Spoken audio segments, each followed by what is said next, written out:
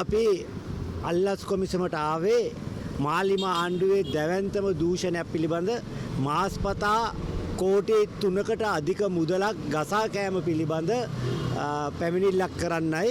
මොකද අපි හැමෝම දන්නවා මාලිමාවේ මන්ත්‍රීවරයෙක් වෙන දේවානන්ද සුරවීර මන්ත්‍රීතුමා ප්‍රකාශයට පත් කරා අපේ වැටුප ගෙඩිය පිටින්ම අපේ පක්ෂ අරමුදලට යවනවා. පැලවත්තේ තියෙන ජනතා විමුක්ති පෙරමුණේ අරමුදලට යවනවා. එතනින් දෙන ගාණක් අරගෙන තමයි අපි ජීවත් වෙන්නේ. පස්සේ කිව්වා ඒක රුපියල් 80000ක් කියලා.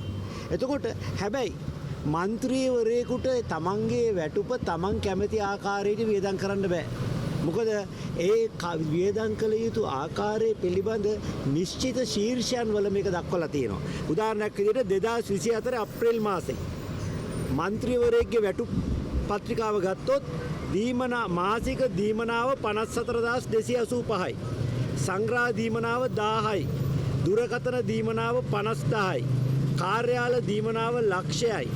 ඉන්ධන දීමනාව 1,03,000යි. ප්‍රවාහන දීමනාව 15000යි. පැමිණීමේ දීමනාව 15000යි. කමිටු සහභාගී දීමනාව 2500යි. දැන් මේ മന്ത്രിවරුන්ට ලබා දීලා තියෙන මාසික දීමනාවෙන් මාසික දීමනාව, පැමිණීමේ දීමනාව, කමිටු සහභාගී වීමේ දීමනාව කියන දීමනා තුන විතරයි Taman කැමති ආකාරයට වියදම් කරන්න පුළුවන්. ඇයි? ඒකේ නිශ්චිත කාරණයක් සඳහන් වෙන්නේ නැහැ.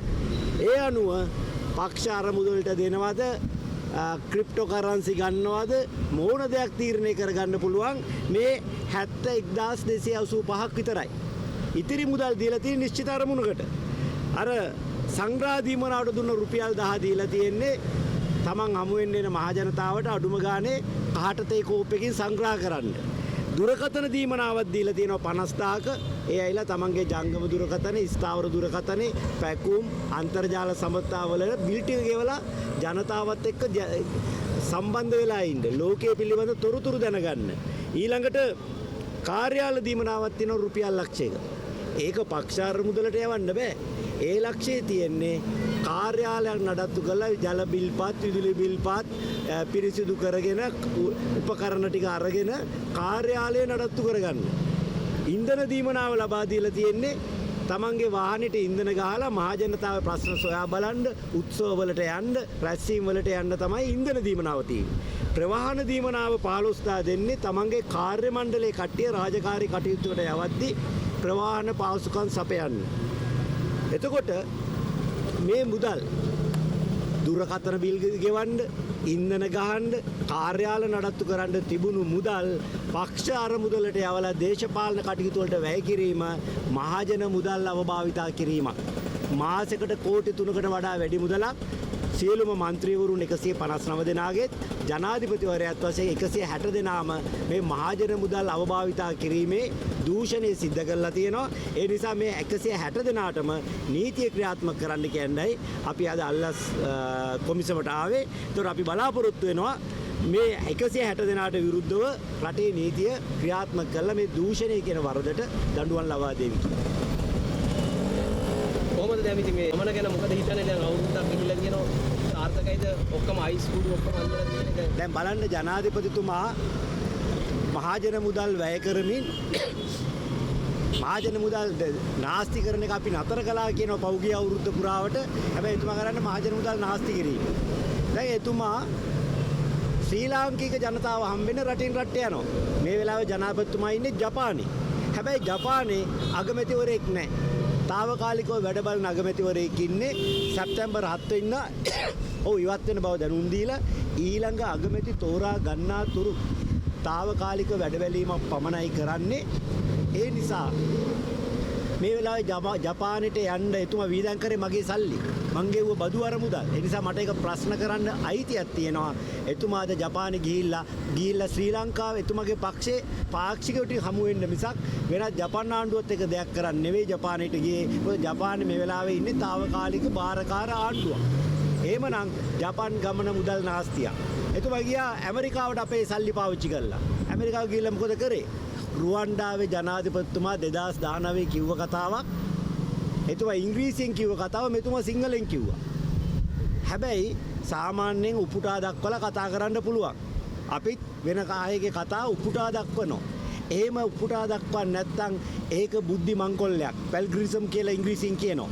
එතකොට මේ බුද්ධි මංකොල්ලයක් රටේ ජනාධිපතිවරයාගේ කතාව ඉවර වෙද්දී අනිත් රාජ්‍ය නායකයෝ අප්පුඩියක්වත් ගැව්වේ නැත්තේ.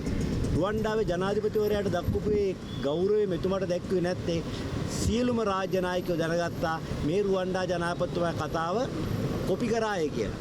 එතකොට ඊට කලින් ගියා ඩුබායි වල සමුළුවකට. ඩුබායි සමුළුවේදී කිව්වා ආලෝක වර්ෂ වේගයෙන් අප දෙසට එන ප්‍රශ්න කියලා. ආලෝක වර්ෂ වලින් මනින්නේ වේගය නෙවෙයි දුර. ආලෝකයේ වේගයෙන් කියවන එක වෙනයි. ඉතින් මේ Taman නොදන්න දේවල් කතා කරන්න ගිහිල්ලා ජනාධිපතිතුමා අපේ මුදල් වැය කරලා රටේ කීර්තිය විනාශ කරනවා.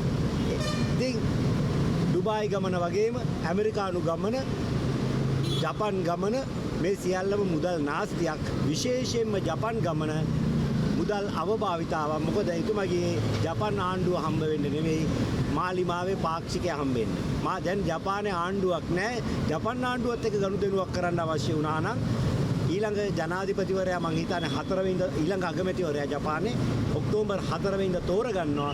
ඊට පස්සේ ජපානට ආයිතු තිබුණේ. හැබැයි මෙහෙම වෙන්න පුළුවන්. අපි දන්නවා අශෝක රන්වල හිටපු කතානායකතුමාගේ ජපාන් උපාධිය වසූදා විශ්වවිද්‍යාලයෙන් ලබාගත්ත කියන ජපාන් උපාධිය ගේන්න එතුමාට අවස්ථාව දුන්නා. ජනාධිපතිතුමා ඒ වගේම අපේ නලින්ද ජයතිස්ස ඇමතුමා රටට සහතිකයක් දුන්නා. මේ උපාධි සහතිකය අශෝක රන්වල මැතිතුමා ගෙනවිත් ඉදිරිපත් කරાવી කියලා. පයින් ගිහිල්ලා ලංකාවට ආවත් දැන් ජපානයට ගිහිල්ලා සහතිකය අරන් එන්න වෙලා. ඉතින් මෙතුමාට සහතිකය ගේන්න බැරි වෙච්ච නිසා ජනාධිපතිතුමා තීරණය කරා දන්නේ පක්ෂයේ ගෞරවය රැකගන්න ඔක්කොම බුරුකාරයෝ ඉන්නේ කියන මේ මතේ බිඳ ගන්න උපාධි සහතිකය ගේන්න මම්ම යනවා කියලා.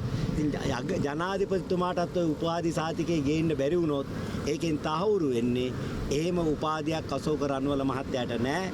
එතුමා කලේ බොරුව. ඒ නිසා එතුමා වහාම മന്ത്രി ධූරයෙන් ඉවත් කළ යුතුයි.